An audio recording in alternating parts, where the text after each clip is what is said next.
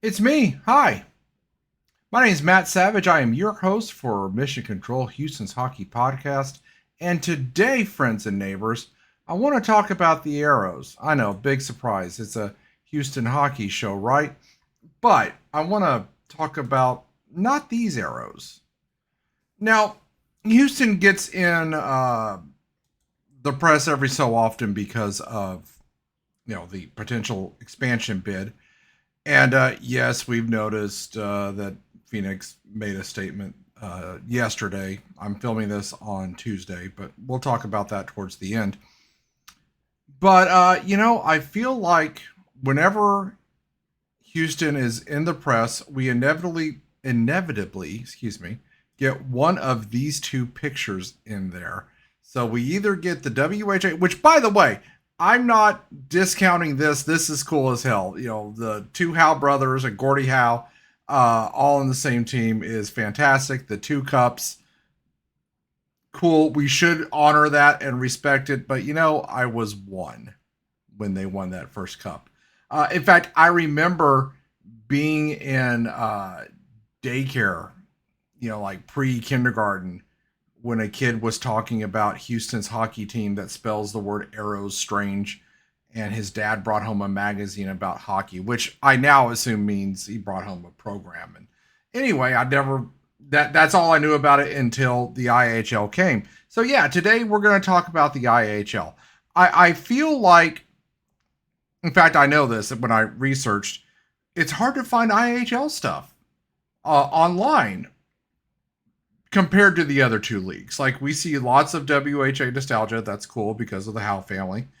And just because cell phones were more ubiquitous and people were bringing cell phone cameras and taking more pictures to the AHL games because it was later, it was that time period, that the IHL tends to get overlooked. And honestly, that's the era that I fell in love with hockey. So with that, I want to just do a quick rundown. It's not quick rundown of the IHL era, my memories. There's so much to do. It's all waiting for you. Let us begin by talking about the IHL era, and I discovered the Aeros through this billboard. And Savage, you've posted this graphic a bunch. I know, I love this graphic. How do you not love this graphic? I mean, it's very evocative. I mean, you get a response out of this graphic, and sure enough, I'm living in Sugarland. I'm working downtown.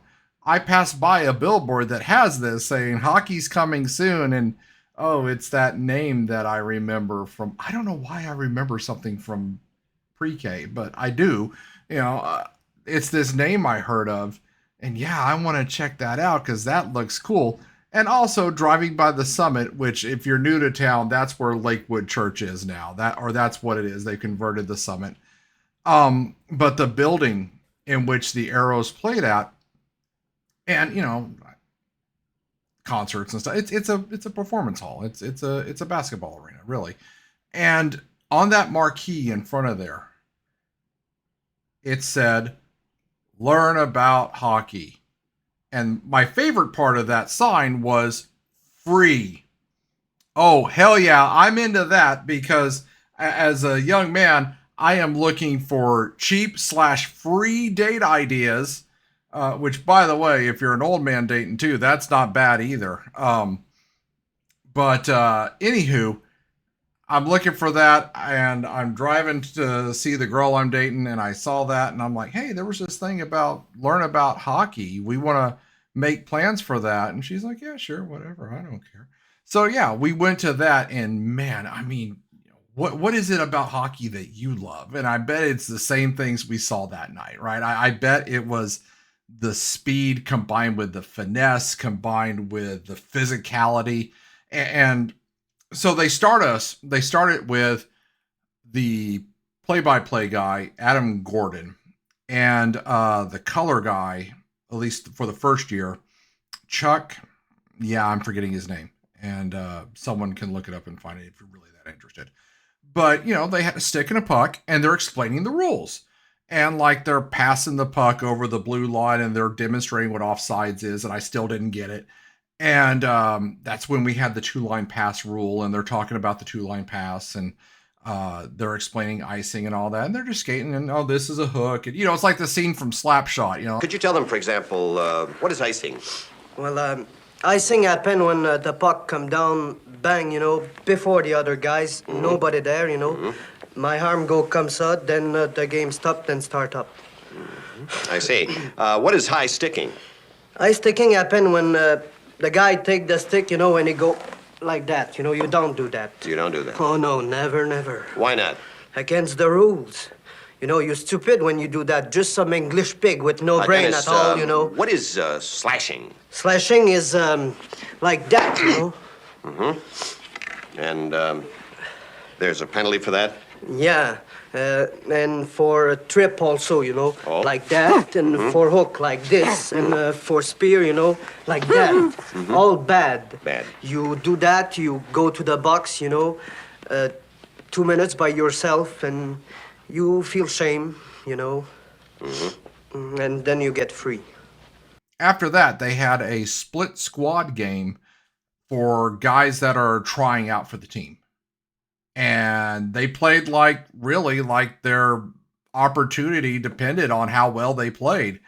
And it's like, oh my God, this is awesome. And of course, it's free, but they're selling season tickets. And they're selling, I think they sold tickets to opening night or just regular season tickets that night too. But I remember picking up tickets that night for the inaugural game, but this may be Mandela effect, which is going to happen a lot in this, I got to tell you. So anyway, the Aeros billboard and the summit. And old man's going to rant a little bit more. I got to tell you, when the Aeros leave the summit, I want to say 2003, to go to the Toyota Center, because really they're forced into it. I got to tell you, from a fan experience, it wasn't an upgrade. Like, yes, it was a newer building, and that's nice, but I didn't like the location better. The fan amenities, after the summit got their food court renovation, of course, the fat guy's thinking about food. I thought it was great. And yes, Toyota Center was newer, but I'm like, yeah. And sure, the summit started to have like seats were creaking when yes, it could have used some love. Sure.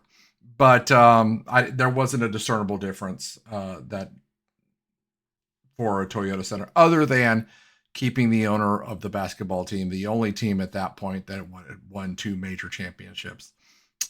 Happy. But anyway, I rant about Toyota Center a lot. Let's keep on keeping on, shall we? So,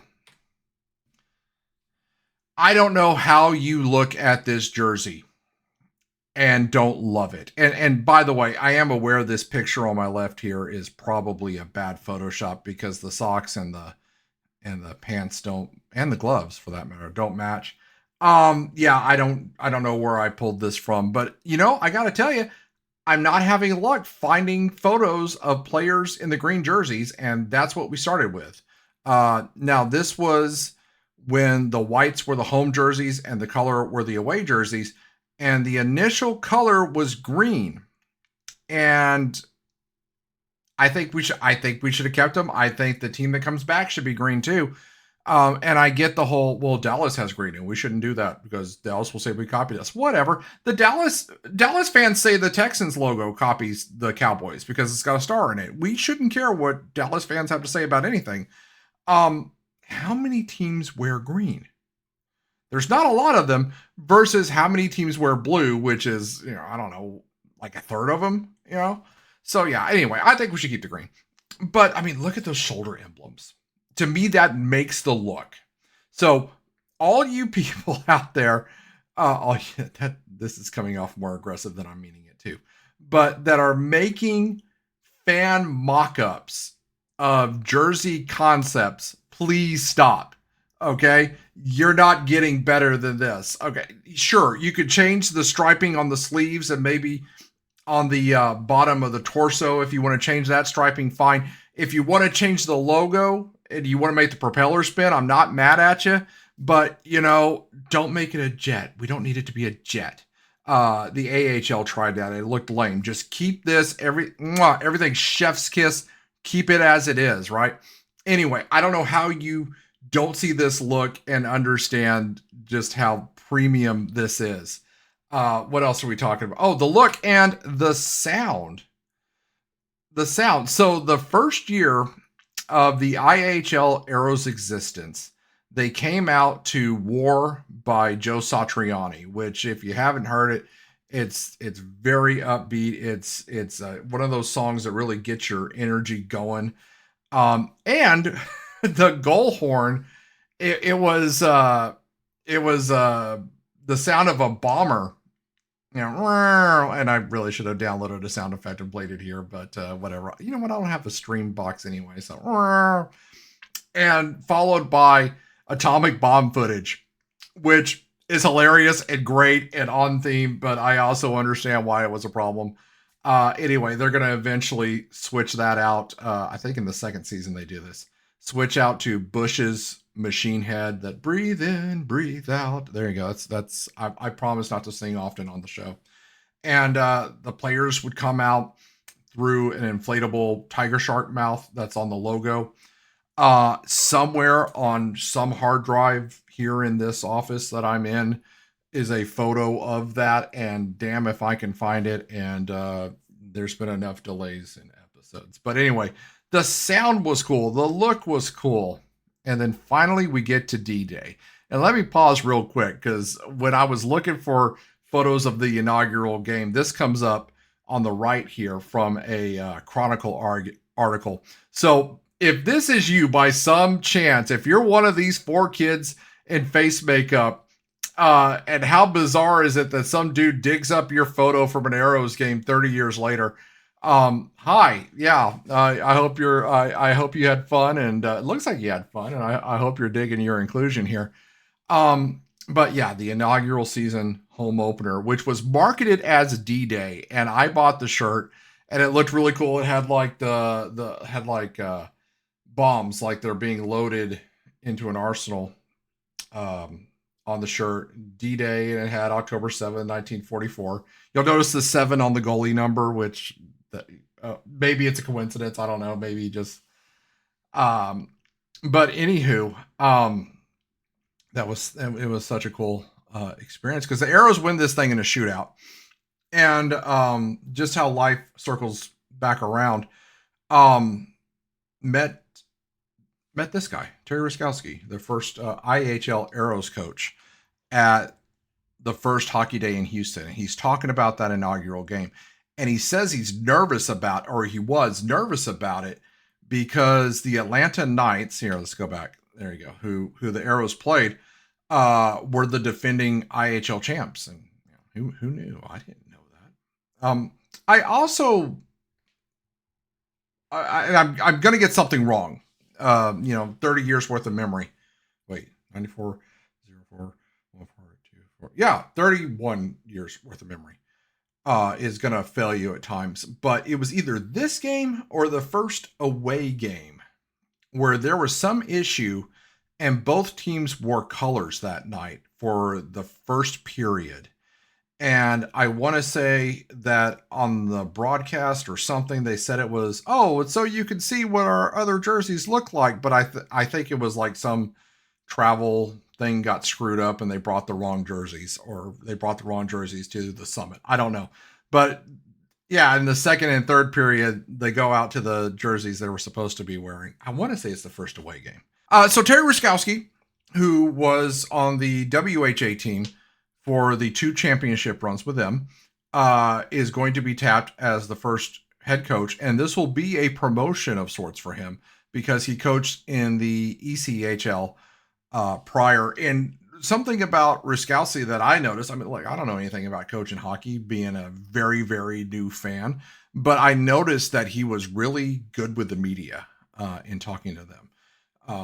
So yeah, a good choice for a launching of a franchise here, especially bringing in that nostalgia. And local broadcast, and this is going to be also one of those Mandela effect things because I'm looking at this and for example, I forgot all about Prime Sports there on your right. And yes, these are YouTube screenshots you can find. It's a good time if you're ever feeling nostalgic and want to put something on in the background just to go find an Houston Aeros TV broadcast. And yes, that Game 7 of the '99 Turner Cup is there also. You can find that. But anyway, they're broadcast on HSE, Home Sports Entertainment, which will turn into Prime Sports, which will then get bought by Fox Sports. And so yeah, we had some television coverage.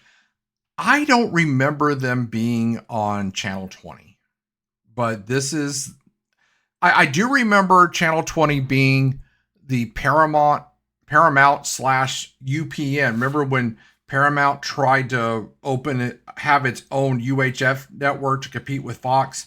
UPN, then that was 20 for us. And I know this wasn't the Milwaukee affiliate. You're looking at that. Oh, this was live from Milwaukee, Wisconsin.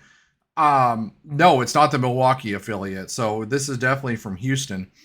And also I know that the Aeros were broadcast on Channel 51, if you're old enough to remember that. That was a UHF network. That was a news station. And they carried Aeros games also. I could swear, like I would have bet money on this prior to my research for this episode, that the Aeros were also broadcast on Channel 39, but I can't prove it. I find no evidence of that. Maybe I'm just misremembering, but if you remember, let me know in the comments. Yeah, let's keep on keeping on, shall we? So, oh, right. Here. This is the part where Matt goes on about that ice thing. And yeah, let me go on about that ice thing. It's a new league, the IHL, and it's a new ownership group with a new sport. I say new, but Houston hasn't dealt with hockey in a while. I'm watching a home game broadcast and I'm broke, so I'd like to go to Aeros games. They're somewhat affordable, but for being broadcast on TV, I'll sit this one out and I'll go to one that's not. And I'm watching, it was an early season of that inaugural year. And the game is delayed. And why? Why is the game delayed? And I noticed that there's a big chunk, or I don't notice, the camera zooms in on a big chunk of ice that's just a divot in the goal crease. And the refs are squirting water from the goalie bottle there, hoping that the freezing tubes do their job, which they eventually do. I want to say, I don't think they canceled the game. I think it was just very delayed, but they might have, again, memory is failing. But I remember the commentators for the TV broadcast were like, hey, welcome to the IHL, rookie owner. And I also remember reading something in Houston Press, and there was a local correspondent in Houston Press who basically had nothing nice to say about anything. He talked a lot about Houston politics, which you can understand why he was never saying anything nice. But he also talks about just things in the cultural zeitgeist for Houston. And he talks about being at that game and the inability to make ice. And he's like, hey, I know how to make ice. I learned it in elementary school. It's like, why can't you guys figure out ice? So anyway, let's move on to other things in our Aeros era here. How do we not talk about Chili Dog? I mean, as a young dad bringing his kid to games and just Chili, whoever was in that suit, and I can't imagine it's the same guy. Like, I know the Chili suit is still in the area. I know the Aerodrome uses Chili. I know Chili makes appearances out here. If it is the same guy, wow, that's impressive. But he had a personality to him. And I don't know, he just a great mascot. Chili, so named because the initial sponsor for the Aeros Kids Club was James Coney Island. And I want to say they didn't bring on Chili until the second season, but they could have been late in the first. But anyway, yeah. So there's Chili, and yay, we have to remember him. Our rivalries. And I say rivalries, that's not really accurate. I'm going to concentrate mostly a little bit on the inaugural season and then jump to the Cup year. But the San Antonio Dragons were around for 2 seasons in the IHL, and not really a rivalry for the players as much as it was for the fans. But how cool was it to have an in-state rival?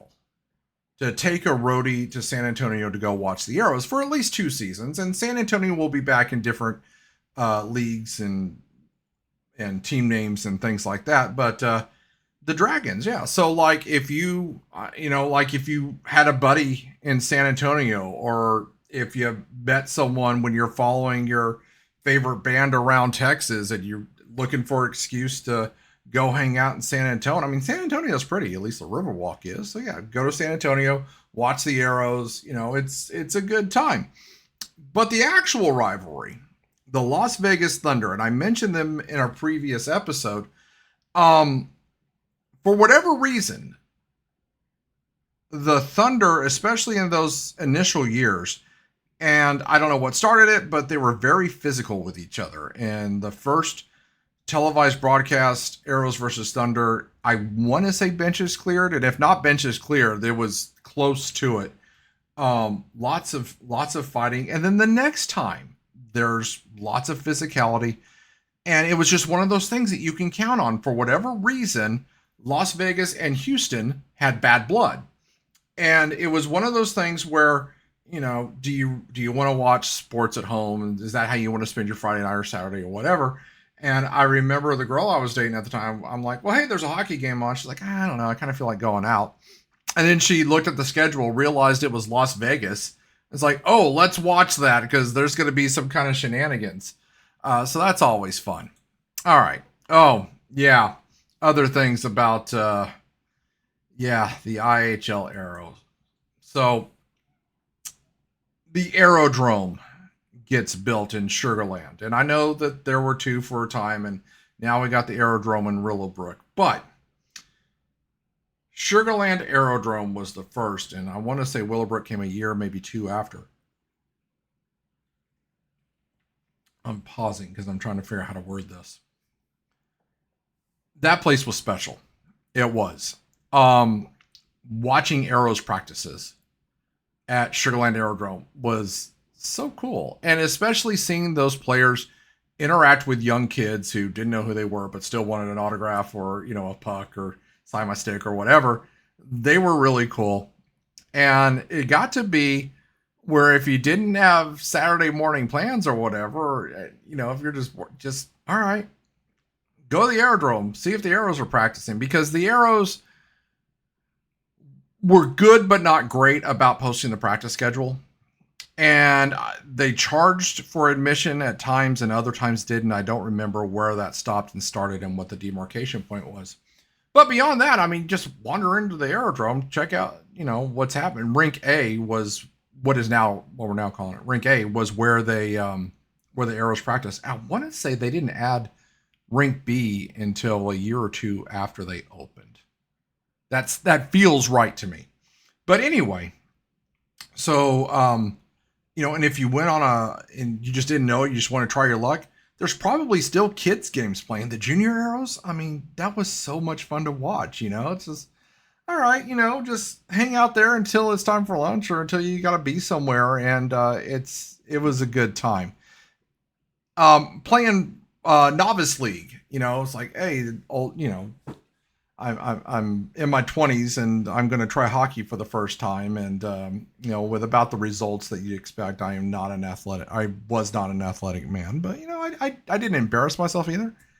But playing in the Novice League and the hockey clinics and all that stuff, there were a couple of times where they were like, hey, here, let's do this watching film, watch this training video or whatever. And they would bring us into the Aeros locker room. And it's like, oh, hey, this is pretty cool. It's a pro sports team locker room. Now, I mentioned all of this because it's not the Aerodrome anymore. Sugarland Ice. Again, pause to get the words right.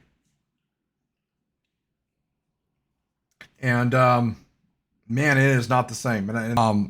I don't know. I started going back there when the Sugarland Imperials came, the junior team, and then I'm back there for University of Houston hockey, and I don't know. I mean, it's like the same bathroom has the same problems, and um, you can't see the ice markings, and there's that, and every barn has that faint smell of chemicals slash a little mildewy. Just it's sad to see. I go to slice, and the big one that irritates me is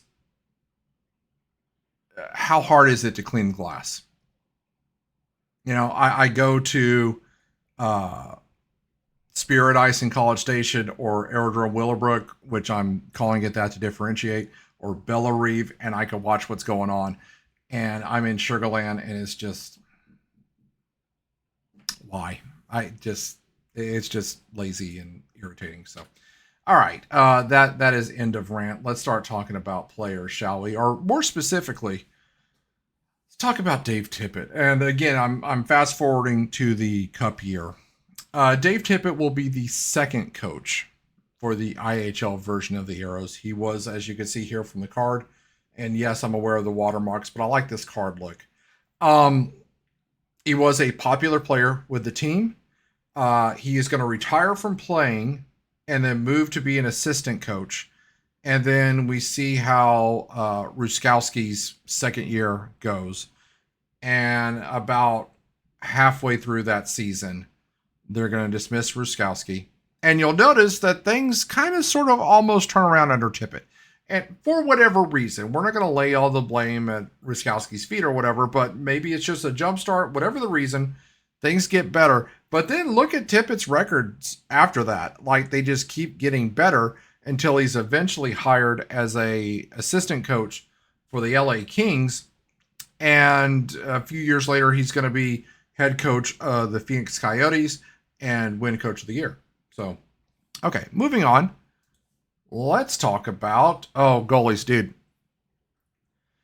And look, I know this makes me look like a casual, and I am unconcerned, but we could have a goalie that plays horribly, and if he's got a cool mask, I'm gonna love on him. I don't care if you're mad at me about that. And there was something special about the 90s in which you had the coolest goalie masks out there, and I don't think we've gotten back to that era, and we really should.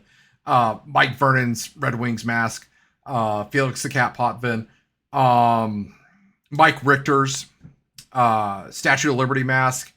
I'm blanking on the name, but whoever it was, oh man, someone in the comments going to go, you casually can't remember his name. The first goalie for the Sharks, who had that obvious look. He had like the Sharks mouth. Yeah, I'm not doing a good whatever. On his mask, and it looked cool, and it also looked silly and like an expansion team would, but that's what made it so great. And of course, my all-time favorite NHL mask, and it probably yours too, I don't know, is Cujo, Curtis Joseph's mask. But anyway, our inaugural season, we have the tandem, of Troy Gamble and Rob Dobson. Dobson with that cool looking tiger shark teeth. Followed by, we'll go to the Cup year, Frederick Chabot on the left. And yes, I did pick that photo just because it's the best version of that mask I could find. That's just a cool look. Come on. Yeah, he gets the call from the LA Chevrolets. I mean, LA Kings. What a stupid logo. But you'll notice there's Chabot there with those beautiful green and blue pads. On the right, backing up Chabot, is Manny Fernandez, who is on loan from the Dallas Stars. And it was a strange situation being in the IHL, in that if an NHL team had surplus and they're like, well, we can only put so many players in the AHL, they would loan them to the independent teams, the unaffiliated teams of the IHL. Okay, well, you're not competing with our minor league guys. However, we would lose players, not just to NHL call-ups, but other NHL teams would just randomly get our guys. So At any rate, it made for a situation there, and hence Shabbat in LA, and also us getting Fernandez. Okay, more players from the 98-99 season. We got Mike Yeo, who is captain, or who was captain, excuse me, putting up respectable numbers here, including playoff numbers. Mike Yeo will be the coach of the AHL version of the Aeros. He'll leave and come back starting in 2010. Assistant or alternate captain, depending on how you're looking at that A. Mark Lamb, also very respectable numbers here. Greg Hoggood on defense is going to win the IHL's version of the Norris Trophy. They have had the Gordon Trophy, which is their trophy for defensemen. And he's also going to be named to the All-Star game. Jeff Christian, fearless. Left wing, 252 penalty minutes, and also respectable numbers in the playoffs. But you'll notice he wins the Cullen Award. What's the Cullen Award? The Cullen Award is the IHL's version of the Lady Byng Award for sportsmanship, which I look at those penalty minute numbers and I have questions. But again, okay, cool. Yay. Brian Wiseman, named to the All-Star team. He is the IHL scoring leader that year. You'll notice he has 109 points and the IHL most valuable player. Mark Freer. Mark Freer is the last original IHL Aero, the last Aero from the IHL inaugural season. He will eventually get traded to the Philadelphia Phantoms of the AHL. I want to say now they're in Lehigh Valley, but it doesn't matter if I'm right or wrong. But you'll notice here, like 45 points that regular season. All right, that's not bad. But he just turns it on in the playoffs. 22 points in 19 games, earning himself the playoff MVP. So what else happens in this 98-99 season? Well, Dave Tippett gets Coach of the Year award, or the Commissioner's Trophy, as they call it in the IHL. And the Aeros go on to get the Huber Trophy, which is their version of the President's Trophy for the best regular season record, and then go on to this. And you don't want to look at me. There you go. Yeah, I'm looking at this and I'm like, man, I had that hat.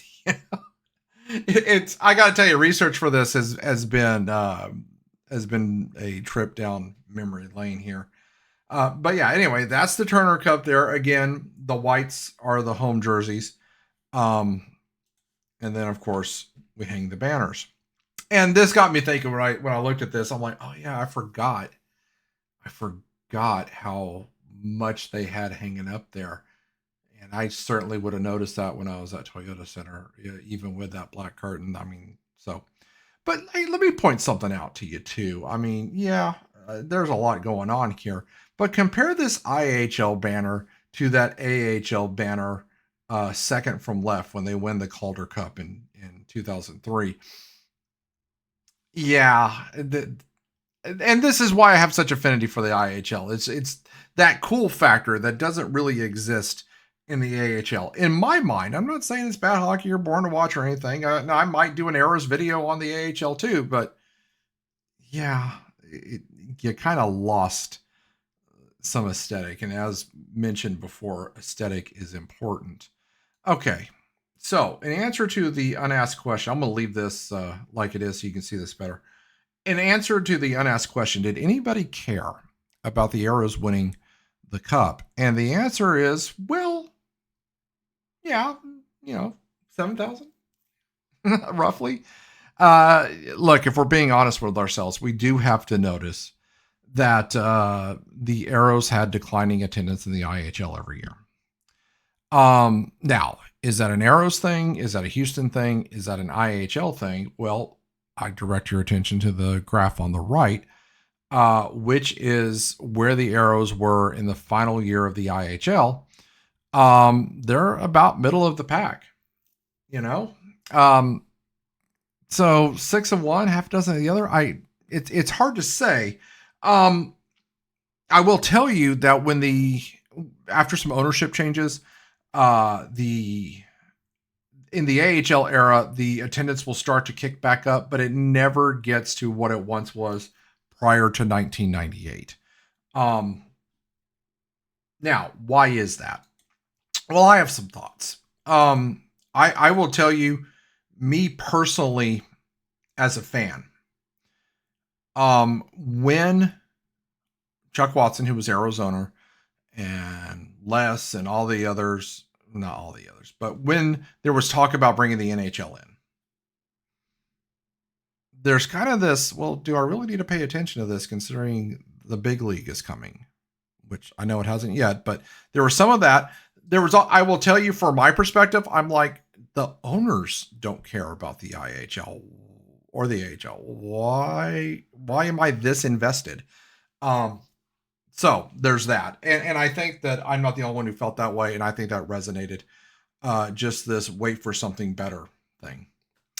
But you know how this ends. You'll notice, at the end of 2001, the Aeros and the International Hockey League are never, ever, ever getting back together. The IHL folds and the Aeros are forced to move to the AHL.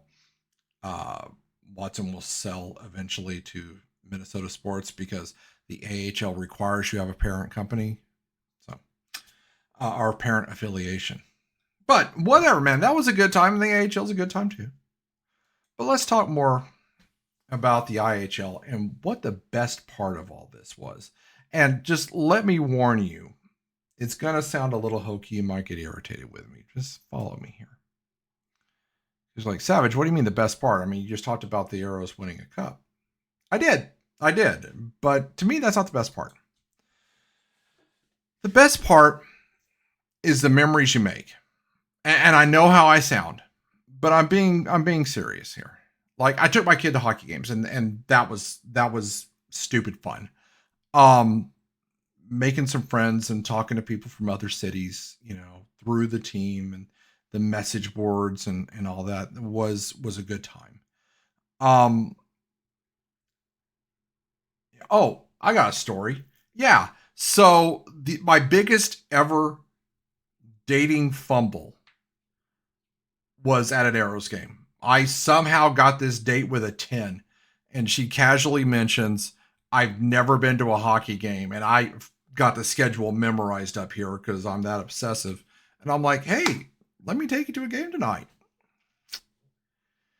And the date did not go well because I was so engrossed in the game that I did not pay attention to her all night. And I spent months just going, oh my God, I can't believe I fumbled. And no, I didn't get another chance. That was it. And but now 30 years on, I'm happily married, to a beautiful woman. And I'm like, okay, now it's a funny story. But at the time, it's like, oh man, but here, I'm telling you that because you're going to have some stories of your own. In fact, I bet you have some, and I would love it if you put them in the comments. What are your stories from the IHL? What are your memories from the IHL? And I'm telling you that to make this point because it's almost inevitable that the NHL is coming here. I think we're franchise 33, but it might not be till 35, 36. And maybe it won't be as cool. And we have to admit that to ourselves. Like, I know that we want the major league here, and I want that too. I want best on best. But the tickets are going to be more expensive.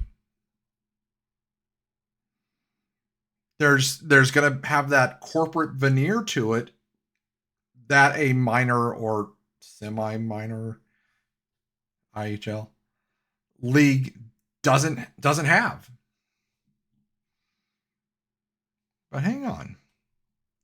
If you invest time, energy, you'll get some payoff. You'll have new memories. Did you take your kid to IHL games? Take your grandkid to NHL games. It'll be cool. Did you take dates to IHL games? Cool. Take your spouse to NHL games. It'll be great. Yeah, it'll be cool. But I'm just saying, at first, it might be kind of frustrating. This isn't as cool. Well, friends and neighbors, that's what I have for you in terms of in terms of talking about the IHL. I do have some other stuff to talk to you about, and honestly, most of it is stuff that I neglected to get to on the first episode. Although there's some new stuff here too. So stuff from the first episode or last episode that I neglected to talk about. Let me give you this whole thing. Maple Leaf closed, and you probably already knew this, but if not, and I know you can't read the obituary on the way things are projected, but it might be worth looking at on socials. And look, I'm part of the problem. I'll freely admit that. I only went to Maple Leaf maybe 3 or 4 times. But I'll tell you, it's cool having a place that's just for hockey fans, or mostly for hockey fans, and not, or hockey centric. There you go. Like, if I see Aeros stuff, it's not just one random jersey in a shadow box case. There's like stuff there from people that remember going to those games and dug it. So it does suck that they're gone. Now, I'd like to think that when the NHL gets here, someone's going to fill the void. I know that other bars and pubs are stepping up to host hockey. St. Arnold's hosts Hockey Day in Houston. I am blanking on the name of the other place I wanted to mention, but whatever. It'll be in the last thing I talk about, or one of the last things I talk about. Moving on, shedding a tear for Maple Leaf, but let's keep it on, shall we? Oh, yeah. I want to talk about the face-off spot. So this podcast here, face-off spot podcast with Adam Larson. And there you go. I was listening to Iced Earth on the way home. But face-off spot with Adam Larson. He has, and I'm not telling you to ignore all his episodes. He's got good stuff. He's really in North Texas, so I don't follow a lot of his stuff. But he's got this episode here, March 27th, with Kenny Jacoby, and his most recent one in August is part 2 of that. And if you're like, okay, well, who is Kenny Jacoby? He is the USA Today reporter that broke the story about Dallas Stars youth hockey and that whole scandal. So if you like skim that story and you're like, oh yeah, they're talking about stay and play, I know all about that. That's not really such a big deal. No, dude, if you listen to this, it is egregious. Some of the stuff that gets pulled, with the youth hockey program here and how that happens. And like, I was listening to it while driving and just driving, with mouth agape, listening to these stories. And by the way, it's not just Dallas youth hockey that's pulling crap like this, but I found it a compelling listen. I want to say his episodes are relatively short, like an hour or so. I know my stuff is typically short, although this one feels like it's going long. But it's not like a Rogan podcast. How about that? So definitely worth your time. Check out the 2 Kenny Jacoby interviews. And then I want to get to this. I want to make this a regular feature. I want to talk about the events, and just as I'm calendaring stuff out and looking for things to talk to y'all about, I'm like, oh, the Decoy was the name of that pub I was trying to remember. But anywho, as I'm calendaring things out, I'm like, dude, look at October. And I don't even have individual NHL games because, I assume that you're following your favorite team anyway. But, and I got the Stars up here because that's the closest thing to a local team we have. So, October 11th, though, the Decoy is what I was thinking of. They're having something for the opening weekend of the NHL. I think I'll probably head to that. Why not? 13th, you have hold on, let me see if I got the acronym right. Women's Hockey Outreach Association of Houston. I think I got it. At Perry's Pizzeria. You like pizza, right? Sure. Send a couple of bucks to the women's hockey. Why not? UH has a couple of games. I don't know that weekend because that's wife birthday weekend. I don't know what I'm making and what I'm not, but I'll do what I can. And that includes the fundraiser on the 18th at Raising Cane Sugarland. Again, do you need an excuse to go eat chicken wings or chicken fingers? And then we round out the weekend with East Texas Baptist and UH at Sugarland. Oh yeah, there you go. UH plays an away game at Rice. Rice has their home games at Bellerive, and I am jealous. Anywho, other things to discuss here. Oh yeah. So listen, let me get to something here. We've been wanting since the Aeros left in 2013. We've been wanting a team to follow. Here, let me blow this up because it's kind of hard to see some of the text. We've been wanting a team to follow since 2013.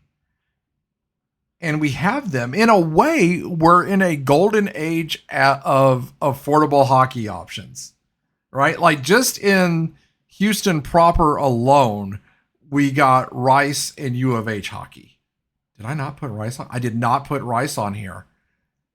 Oh, wow. All right. My apologies to Rice University. Did I really do that? I really did that. Okay.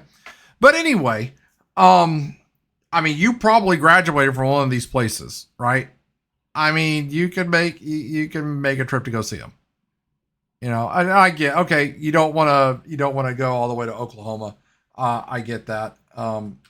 So here's another option. There's your high school teams. I mean, is your alma mater on this list? And I get it. Some of these high school teams have to combine schools, but is your alma mater on this list? And by the way, I have no idea what PFC stands for. I've tried looking it up. I can't find it. If you know, tell me in comments. Yeah. But is your alma mater on here? No? Okay, what about the high school in your neighborhood? Are they on here? So I got to tell you, for me, neither. So it's fine, but you know, it would be cool if there was an option, but there's not. Nor is the school I work at on this list, although I think that'll change as more ice options get made. Okay, so news that you've probably heard, but I want to comment on anyway. You see this one? Andrea Doan, wife of Shane Doan, who is, if one name is associated with Phoenix Coyotes hockey, probably Shane Doan, and mother to Josh Doan, who I think is in the Sabres organization now. Anyway, Andrea is going to be chairing the committee looking to bring the NHL back to Phoenix. And I know the Arizona Insider article says Arizona, but if you look more at the articles, she's talking either downtown or east of downtown Phoenix is where they want the team to have a place to play. And okay, fine. We knew Phoenix was on the radar. We knew they were trying this. Are they a threat to Houston?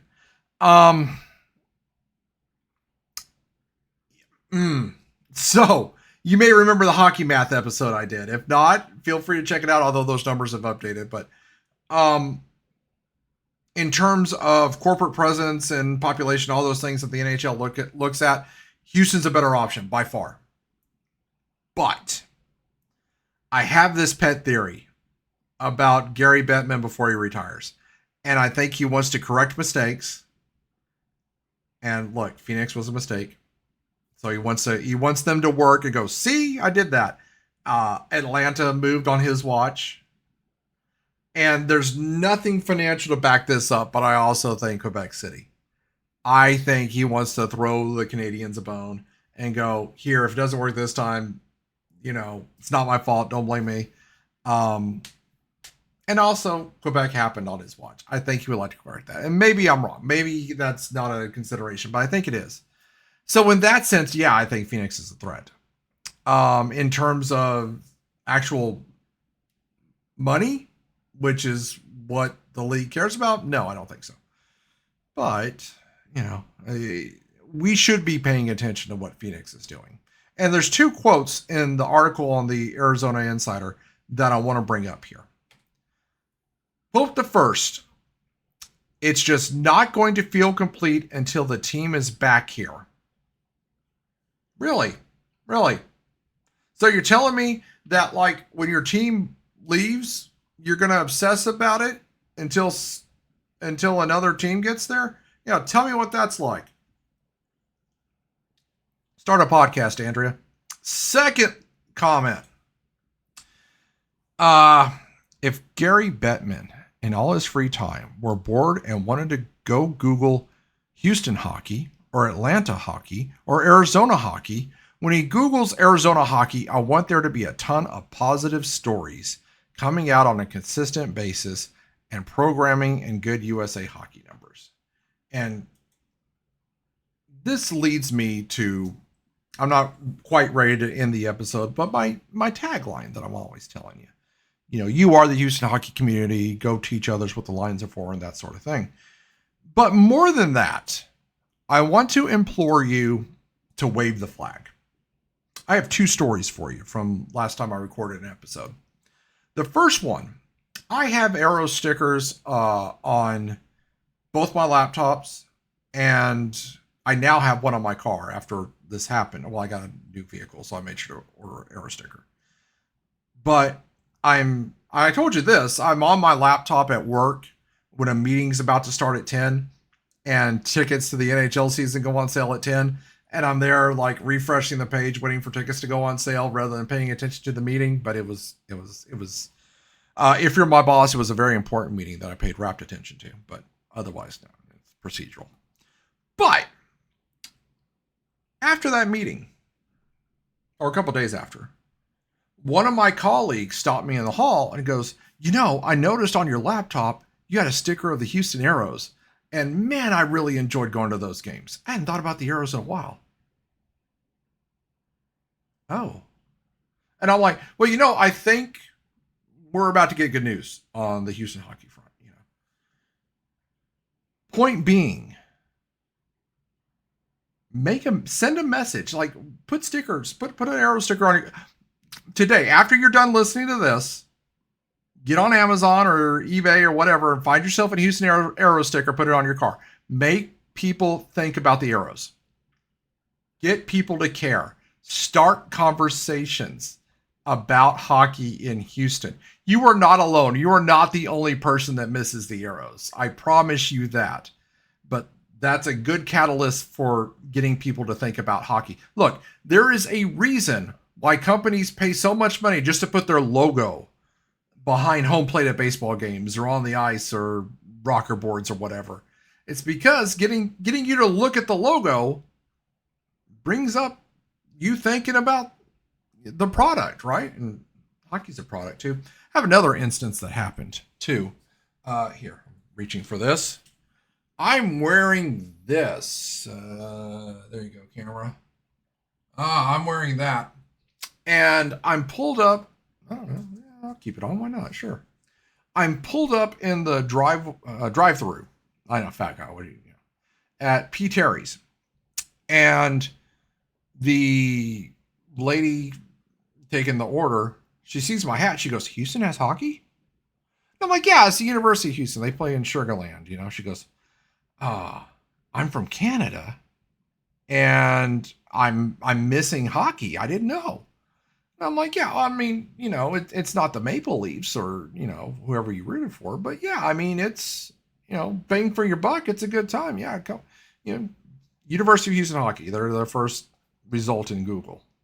So, hey, spread the word, you know, get the logos on your person and get people thinking about hockey. All right. Okay.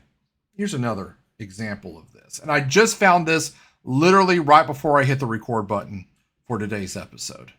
And it's about basketball. And I don't know a lot of basketball names, but Danny Ainge is a name I feel like I've heard before. And they're talking about Danny Ainge, and he's meeting with Dan Smith, who owns the Utah Jazz, now also the Utah Mammoth.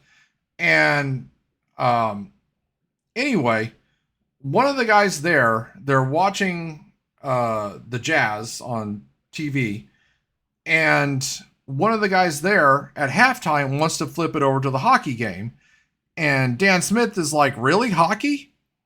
And that gets Ainge talking about, hey, when I was in Boston, here's what the Celtics learned about Bruins hockey culture, And that got them having a conversation about, hey, maybe we should meet with the NFL and see how Utah can get involved with hockey. It's always good to recruit new hockey fans. You never know what's going to play out. You know, I mean, could the Coyotes have come to Houston if not for that meeting? I didn't see another option. Maybe. So anyway, well, with that, friends and neighbors, I hope you enjoyed the references that I put in throughout the episode, if you caught them.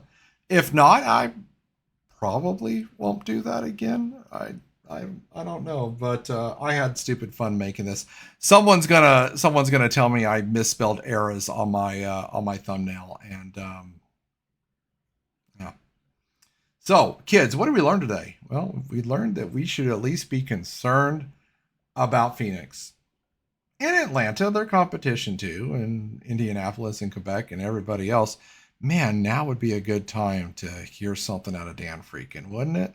But anywho, friends and neighbors, thank you for joining us. Hey, if you like this episode, click on that one, and there's more Houston hockey history. Not quite as in-depth as this one that focused just on the IHL, but you know, you might get something out of it. So click on that, or click on the playlist. Other episodes, I got. I think this is episode 14 now. So you know, if you're having an in-office vacation day and just want to listen to Houston hockey talk, you found your right place. All right, we'll see you next time.